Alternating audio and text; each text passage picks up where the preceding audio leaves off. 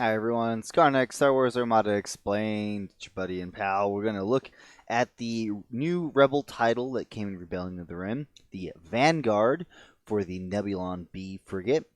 So Vanguard, how do you tell it equips the Nebulon B? Well, in the bottom left-hand corner of the card, you're going to see the icon there for it. It is faction specific for the Rebel Alliance. That symbol is there next to its point cost, it's only 4 points, which is very reasonable. So Vanguard does have a little dot or bullet point in front of its name, signifies it's unique. You can only bring one of them in your fleet.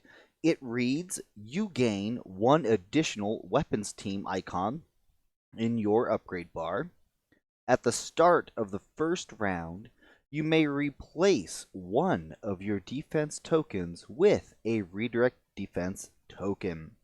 Vanguard, as with everything Rebellion of the Rim, awesome. This is an awesome card. Why is that? Well, Nebulons, for the longest time, their biggest weakness was their side arcs. Just the single shields there.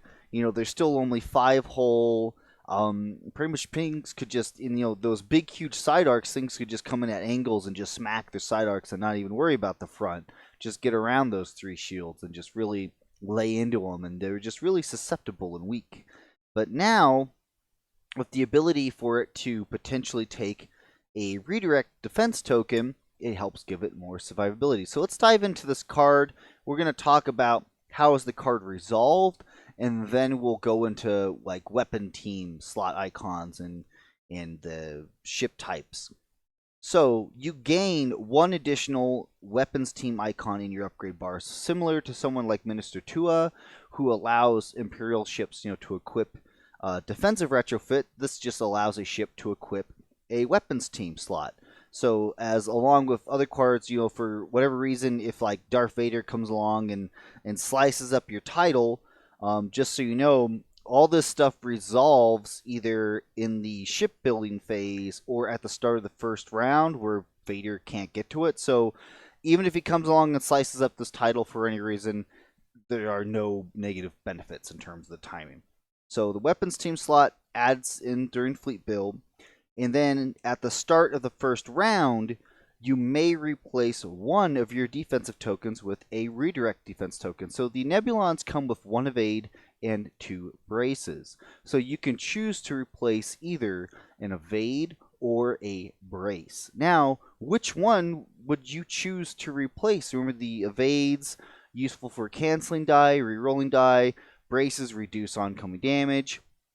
So in most of my experiences of playing with Vanguard, I actually usually ditch the evade. Because, again, with front being on target, if they come in to shoot the sides, with the double brace, are they going to try to lock my double brace defense tokens? Are they going to try to lock my redirect? At least if I'm still bracing, the ship can be a little tougher.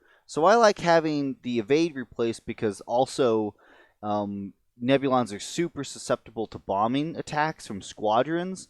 So I like having that double brace option and that redirect option over the evade, which evades doesn't do anything against squadrons at close range. So that's my thoughts on the matter. Of course, some people like to give it the same token suite as what a gladiator gets, the evade brace redirect, also still very good. It's one of those things you kind of have to look at what your opponent is bringing, and you need to decide, okay, I need better standoff power with the evade redirect, or if it's going to be up close dirty fighting, get rid of the evade, replace it with the redirect. Okay.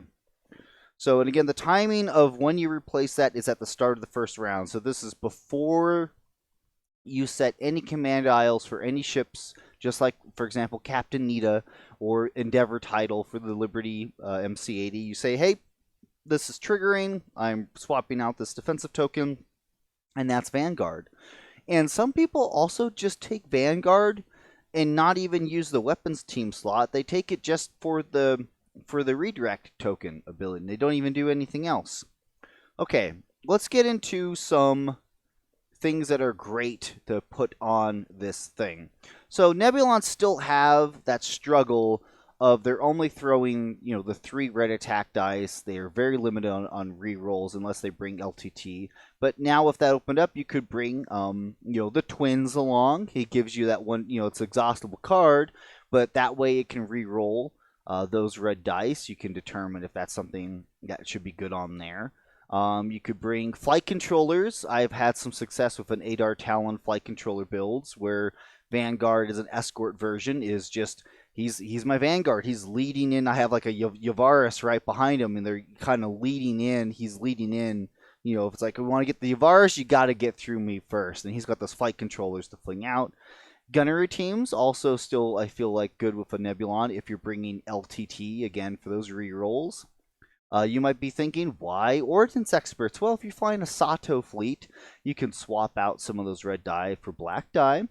Ordnance Experts could be good for that, but then you could make the argument of why not 2 points more for the twins, but maybe you have them on another ship. Who knows?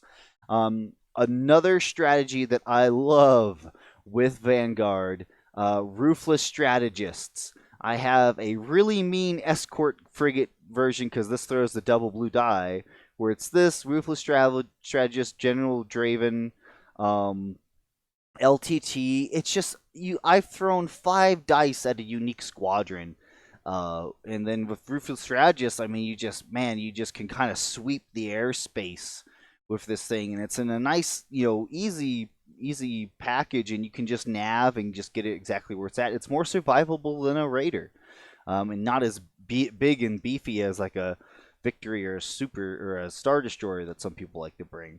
So that's just kind of some thoughts. Of course, you can always just keep it cheap and just bring the support refit.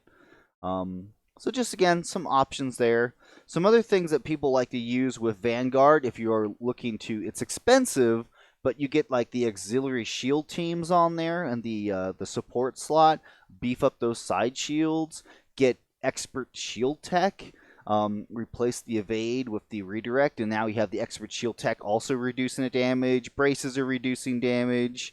With expert shield tech and brace, you can take a 2 damage attack, you brace it to 1, then expert shield tech takes that 1 to 0, and Nebulon doesn't suffer any damage. So again, that's expensive. You still have to have care of that ship, but it can get a little bit more, into combat and not have to be as fearful.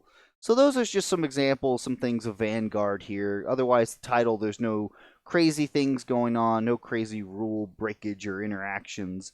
I just wanted to point out just, the nifty little things you can do. Of course, if you feel like I missed anything or if I got anything wrong, please be sure to comment, point it out. The last card I have to do for Rebellion in the Rim, Harrow, that'll be my next card. I saved that one for last because it's got a special place in my heart, being a victory. We'll do that, and then as I mentioned before, I have an announcement to make about a project I've been working on. I can't wait to share with all of you what that is. You guys will just have to keep tuning in and to find out. So I go to my first primes this weekend on Saturday. Super excited for that, and of course I'll be live streaming that to you guys. So hey, you all are fantastic. I'll catch you all later.